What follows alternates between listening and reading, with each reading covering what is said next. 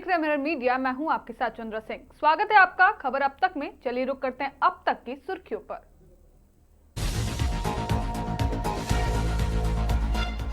नगर निगम की बैठक में बड़ा फैसला, पारा शिक्षकों को 4% बढ़ोतरी का रास्ता साफ।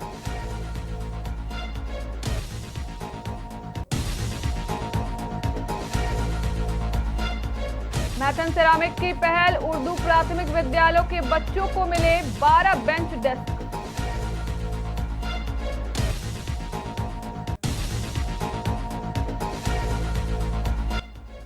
रांची स्थित आरएसएस कार्यालय में फेंका गया पेट्रोल बम, एनआईए जांच की उठी मांग।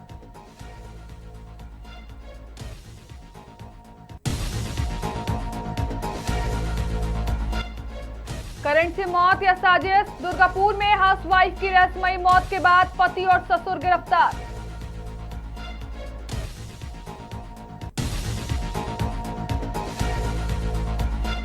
शादी का वादा फिर मुकरा युवक, दुर्गापुर में नाबालिग का अंतरंग वीडियो वायरल करने के आरोप में गिरफ्तार।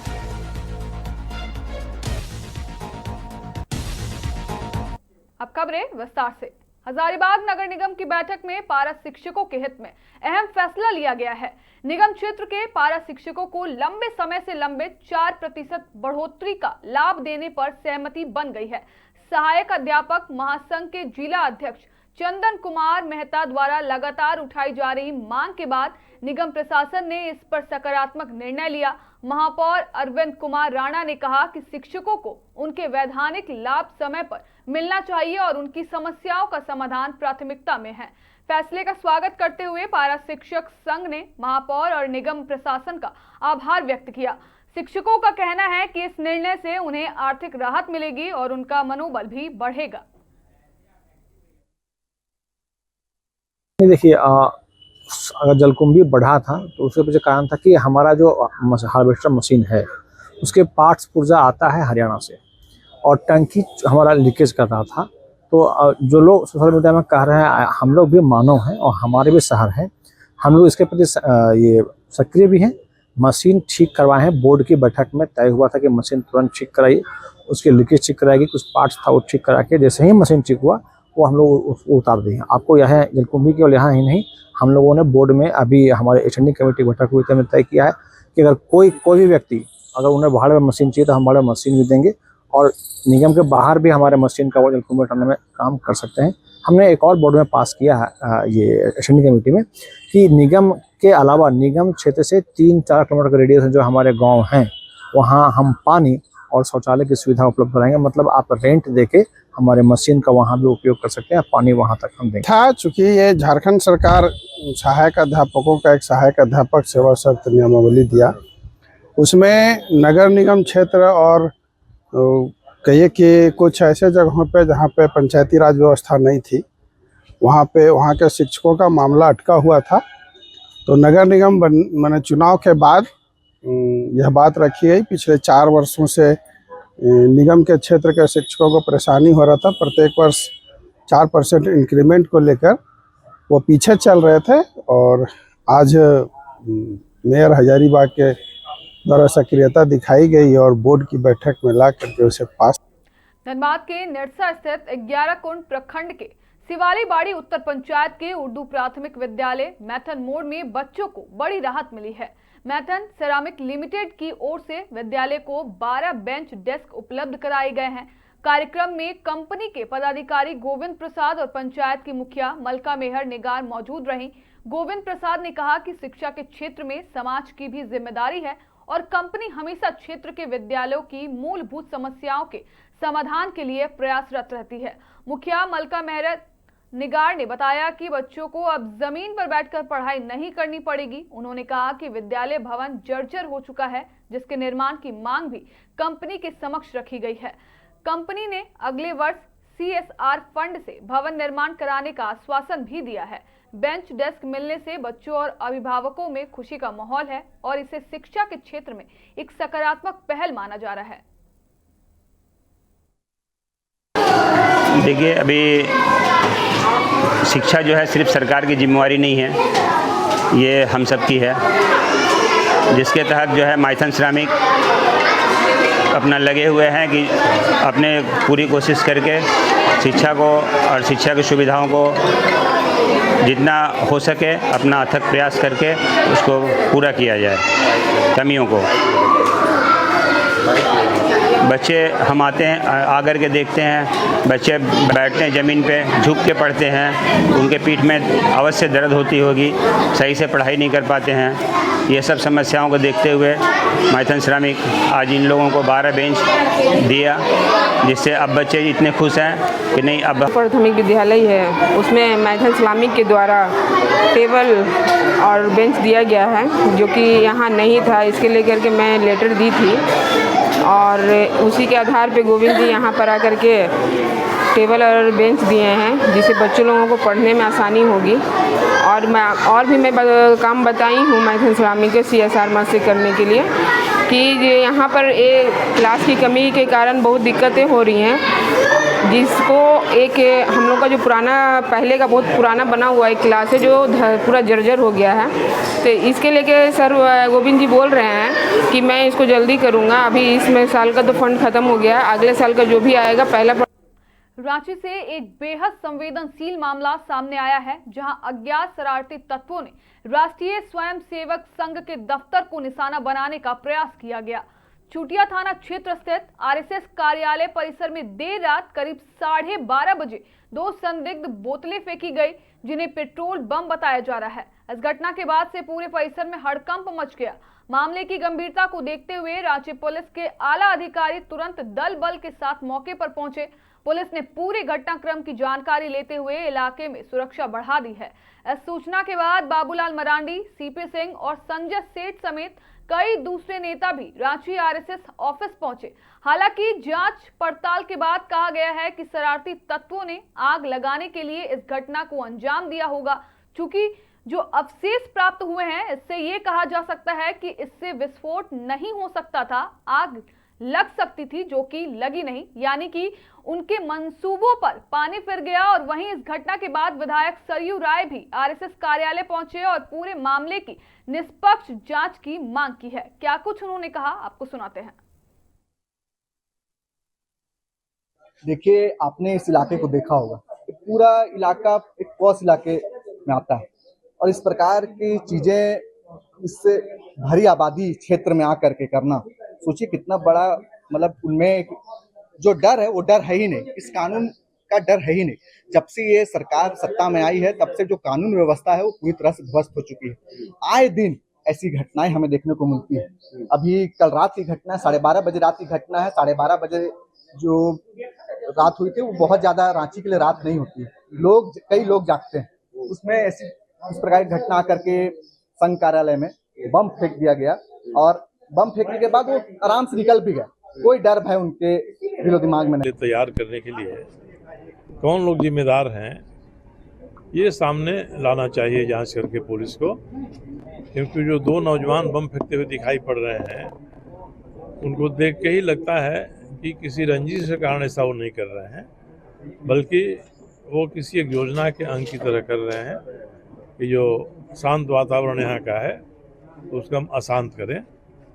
और एक विचारधारा जिसका तेजी से प्रसार इस देश में हो रहा है, उस विचारधारा पर प्रहार करें, भय और आतंक का वातावरण कायम करने का प्रयास करें। मुझे उम्मीद है कि हमारे मुख्यमंत्री जी इसको गंभीरता से लेंगे और योग्य पुलिस पदाधिकारियों के माध्यम से शीघ्र ही इसमें जो नतीजा आ रहा है उस नतीजे को सामने करेंगे और जो इसके दोषी हैं उन दोषियों को दंडित करने का पूरा उपाय। यहाँ पर जांच किए, जांच करने पर देसी जो पेट्रोल बम होता है उसका पलीता लगा के जो फेंकते हैं, ये स्पेशल ये आग लगाने के लिए होता है। और कोई किसी प्रकार का आईडी माने बम कोई खतरनाक नहीं मिला मुझे, और बोतल का टुकड़ा और सुतली वगैरह के लिए हमारे अवशेष मिले हैं। और इसमें आग लगने का था लेकिन आग कहीं नहीं लगा है और सब सेफ है अभी। मतलब कोई विस्फोटक नहीं मिला? नहीं, विस्फोटक कोई कुछ नहीं है। पदार्थ मिला वहाँ पेट्रोल का जो ज्वलनशील डराने का मकसद नहीं, ये मकसद देखिए आग लगाने का है। मकसद जो आग लगाने का है इसको हम लोग इंसेंट्री बोलते हैं। कहीं भी हम थ्रो करेंगे तो आग लगेगी। तो आग लगाना था या डराना था वो तो उस जानेगा। हम लोग बस जो बम जो का थ्रेट था, कोई खतरनाक आईडी वगैरह वैसा नहीं पाया गया। पांडेश्वर के कुमारडीही गांव में एक विवाहिता की संदिग्ध परिस्थितियों में मौत होने के बाद इलाके में सनसनी फैल गई है। शुरुआती जानकारी के मुताबिक छत पर कपड़े प्रेस करते समय करंट लगने से मौमिता रुई दास की मौत हो गई, लेकिन मायके पक्ष ने इसे हादसा नहीं बल्कि सुनियोजित हत्या करार दिया है। मृतका के परिजनों का आरोप है कि शादी के बाद से ही उसे मानसिक और शारीरिक रूप से प्रताड़ित किया जा रहा था।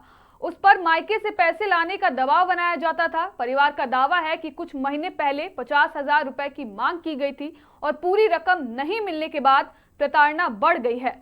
वहीं पति मनोज रुईदास ने सभी आरोपों को खारिज करते हुए कहा है कि उनके संबंध सामान्य थे और बीमार बेटे के इलाज के लिए उन्होंने ससुराल पक्ष से आर्थिक मदद मांगी थी। घटना के बाद उखरा चौकी पुलिस ने मृतका के पति और ससुर को हिरासत में लेकर पूछताछ शुरू कर दी है।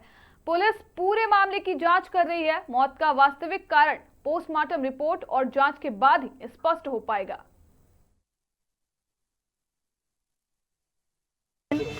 প্রচুর টর্চার চলতো বাড়িতে, টর্চার চলতো। ও বলেছিল যে আমি মিস্ত্রি, টাইলস মিস্ত্রি হিসাবে ওকে বিয়ে দেওয়া হয়েছিল। তো ও কোনো কিছু মিস্ত্রিও না, কোনো কিছু কাজও করতো না, ঠিক আছে।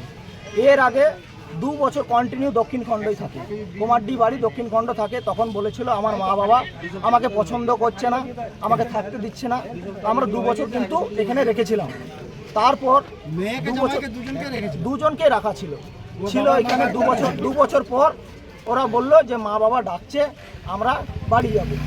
মেনে নিয়েছে। আমরা বললাম ঠিক আছে তাহলে যাক। আমরা সবাই পৌঁছে দিয়ে এসেছিলাম। সেদিন পৌঁছে দেওয়ার পর তারপর ওইখানে সংসার করছিল, ঠিক ছিল। হট করে ওদের ছোট বাচ্চাটার একটু শরীর খারাপ হয়। হুট করে পিসিকে ফোন করে বলছে 50,000 টাকা লাগবে। এমনিতে অলরেডি ধরুন একটা মানে বেকার ছেলেকে গাড়ি, তারপর 3 লাখ টাকা আর 3 লাখ টাকা একটা গাড়ি আর 3 ভরি গয়না দেওয়া হয়েছিল বেকার ছেলে। আর এমনিতেই প্রায় দিন পিসিকে টর্চার করতো, যেহেতু আমার পিসে মশাই মারা গেছে। अंडाल में एक नाबालिग से प्रेम संबंध, शादी का वादा कर शारीरिक संबंध बनाने और बाद में शादी से इनकार करने के आरोप में पुलिस ने एक युवक को गिरफ्तार किया है। आरोपी की पहचान मधुसूदनपुर कोलेरी इलाके के रहने वाले 21 वर्षीय रोहित मुर्मू के रूप में हुई है।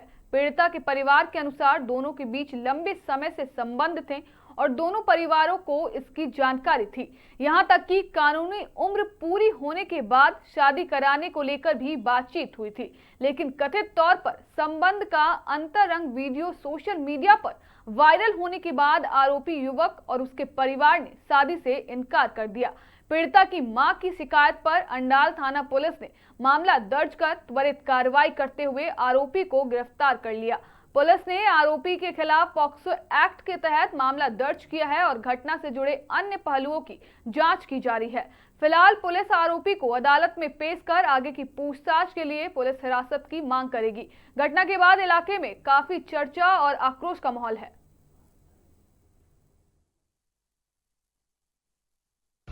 কি হয়েছিল? ঘটনাটা মানে ছেলেটার সাথে মানে অনেকদিন কে বাদে ছিল তো, মানে ভালোবাসা তো। এরপরে সে মানে ওর মা বাবার সাথে কথা হয়েছিল, তো মা বাবারা রাজি হয়েছিল সবাই যে ঠিক আছে তাহলে মেয়েটা বয়স হোক, 3 দেবো বিয়েটা। এরপরে সে ছেলেটা মানে আসা যাওয়া করছিল সবাই। এরপরে আসা যাওয়া করছে, এবারে ওদের মধ্যে কি হয়েছে কি করে জানবো আমরা নাকি? এবারে ভয়ে বলে নাই মেয়েটা। যখন মানে ভিডিওটা ভাইরাল হয়ে গেছে গোটায়, তখন মানে আমরা জানতে পেরেছি। এরপরে মা বাবাকে জানাইছিলাম, ওরা মা বাবা কোনো উত্তর দিল না। ছেলেটাকেও বারবার বললাম যে মেয়েটাকে বিয়ে করে নিয়ে চলে যাও, বলছে আমি বিয়ে করবো না আর কারোর কাছে থাকতেও দিব না, এইভাবে ওরা কথা বলেছিল। সেই যে কিছু ভিডিও ভাইরাল করেছে, হ্যাঁ মানে খারাপ ভিডিও। আপনারা এখন কি চাইছেন? আমরা কি চাইছেন, ও যেমন শাস্তি পায়, যেমন আমার মেয়েটা অপমান হয়েছে ও যেমন শাস্তি पाए। धनबाद के मैथन डैम में 14 पर्यटकों की जान बचाने वाले जाबाज नाविक मोहम्मद ताजुद्दीन को उनके साहस और मानवता के लिए सम्मानित किया गया। मंगलवार को पर्यटकों से भरी एक नाव पत्थर से टकराकर डूबने लगी थी। इस दौरान बाबू बोट घाट के नाविक ताजुद्दीन ने अपनी जान की परवाह किए बिना सभी 14 लोगों को सुरक्षित बाहर निकाल लिया। बुधवार को जिला परिषद सदस्य मोहम्मद गुलाम कुरैशी ने बाबू बोट घाट पहुंचकर उन्हें बुके और प्रोत्साहन राशि देकर सम्मानित किया। उन्होंने ताजुद्दीन को समाज का असली नायक बताते हुए वीरता पुरस्कार देने की मांग की। वहीं ताजुद्दीन ने लोगों से बोटिंग के दौरान लाइफ जैकेट पहनने और सुरक्षा नियमों का पालन करने की अपील की।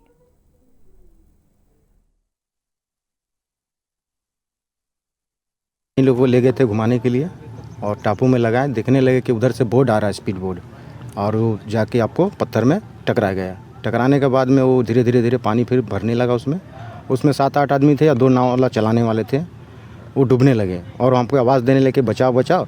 फिर हम बोट वहाँ से मोड़े, सीधा आपको ले जाके बोट वहाँ ले गए और ले जाने के बाद सबको सुरक्षित अपने नाव में चढ़ा लिया। तो उसमें बच्चे भी थे जैसा कि? हाँ, उसमें छोटे छोटे बच्चे थे, 2 ठो बच्चे थे और बाकी लेडीज़ थी। उसमें आपको 3 लेडीज़ थी, 3 जेंट्स और 2 बच्चे और 2 नाविक। आप कौन घाट से बोटिंग करते हैं? हम बाबू बोटिंग घाट से बोट चलाते हैं। और जो घाट से जो बोट वहाँ से जो चली थी, जो डूबने वाली बोट थी, वो कहाँ से चलती थी? वो आपको बंगाल से बोट से। तो क्या कोई लाइफ जैकेट वगैरह नहीं पहन के? लाइफ जैकेट वो इस्तेमाल लोग नहीं किया था, लाइफ जैकेट नहीं था बोट में। तो ऐसा भी होता है क्या कि बोटिंग करने के दौरान कोई लाइफ जैकेट नहीं प्रयोग किया जाता है? ऐसा कुछ ऐसा है क्या? ऐसे लाइफ जैकेट तो पहनना उचित है, बिना लाइफ जैकेट का तो बोटिंग। फिलहाल के लिए इतना ही। बाकी तमाम खबरों के लिए बने रहें मिरर मीडिया के साथ।